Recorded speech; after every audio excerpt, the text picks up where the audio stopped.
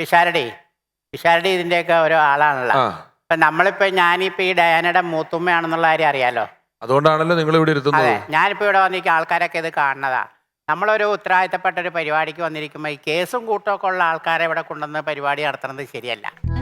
രചനയ്ക്ക് വല്ല കേസുണ്ടോ? എനിക്ക് കേസൊന്നുമില്ല. അതല്ല ഞാൻ പറഞ്ഞ, നിങ്ങളൊന്നും കേസല്ല, അതല്ല പറഞ്ഞ. ഇവിടെ ഇപ്പൊ അങ്ങനെ ആർക്കും എതിരെ കേസും പ്രശ്നങ്ങളൊന്നും ഇല്ലല്ലോ താത്ത. അതാ ഇവിടെ പാട്ടുപാടി നടക്കണ ഒരു നരച്ച അമ്മാവനില്ലേ, പുള്ളിക്കാരൻ ഇന്നലെ പറവൂര് കോടതിയിൽ നിൽക്കുന്നത് ഞാൻ കണ്ടായിരുന്നു.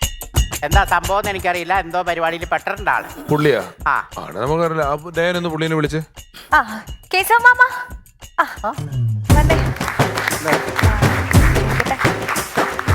ഇത് തന്നെയാണോ കണ്ടത് താത്ത? അതെ, നീ ചോദിക്കുക. എന്താണ് പാട്ട് വല്ലതും വേണോ?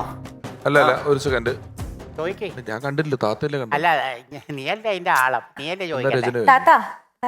മൂത്ത ആള് യശോമാമ. നമ്മുടെ താത്ത പറയണതേ, യശോമാമനെ നമ്മള് കോടതി വളപ്പിൽ കണ്ടു, എന്തോ കേസുമായിട്ട് പിടിച്ചു, അങ്ങനെയൊക്കെയാണ് പറയണേ. അതുള്ളതാണോ?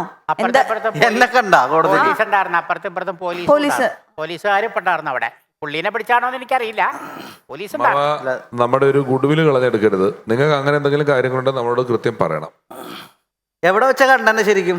കോടതിയിലെ, പറവൂര് കോടതിയിൽ വെച്ച് അവിടെ പോലീസുകാരുടെ ഇടയ്ക്ക് നിൽക്കണ്ടായിരുന്നു. പോലീസുകാർ പിടിച്ചാണോ എന്ന് എനിക്കറിയില്ല, എന്താ സംഭവം എന്നറിയില്ല. 10 മണിക്കാണ്? 10:10 10:10 ഒരു ഉച്ചയോടുകൂടിയാ കണ്ടേ.